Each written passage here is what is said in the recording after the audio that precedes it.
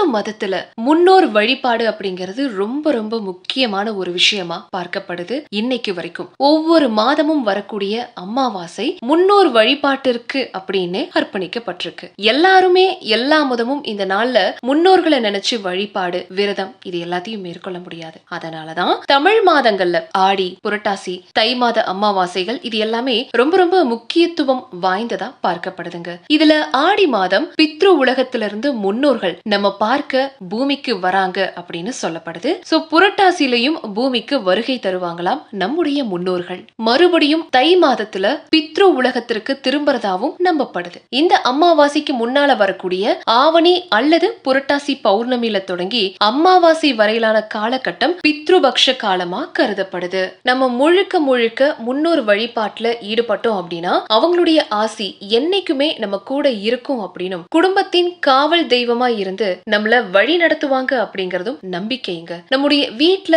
யாராவது மரணிச்சிட்டாங்க அப்படின்னா அவங்களுடைய ஆன்மா முழுமையா சாந்தி அடைய காசி அல்லது கயாவுக்கு போய் தர்ப்பண வழிபாடு செய்யணும் அப்படின்னு சொல்லுவாங்க.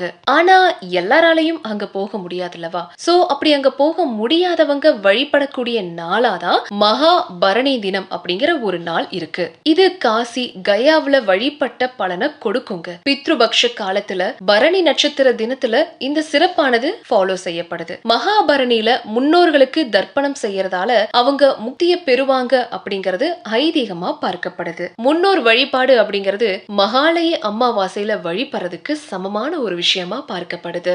பரணி நட்சத்திரத்திற்குரிய அதி தேவதையா யம தர்மராஜா கருதப்படுறாருங்க. சோ இந்த நாள்ல நம்ம முன்னோர் வழிபாடு, தர்ப்பணம், யம தீபம் ஏற்றி வழிபட்டோம் அப்படின்னா பல்வேறு பலன்கள் கிடைக்கும் அப்படின்னு நம்பப்படுதுங்க. 2025 வருஷம் மகாபாரணி அப்படிங்கிறது செப்டம்பர் 12ஆம் தேதி ஆல்ரெடி வந்திருக்கு. சோ இந்த தினத்துல இந்த விஷயத்தை பத்தி தெரிஞ்ச நிறைய பேர் உங்களுடைய முன்னோர்களை நீங்க வழிபட்டிருந்திருப்பீங்க.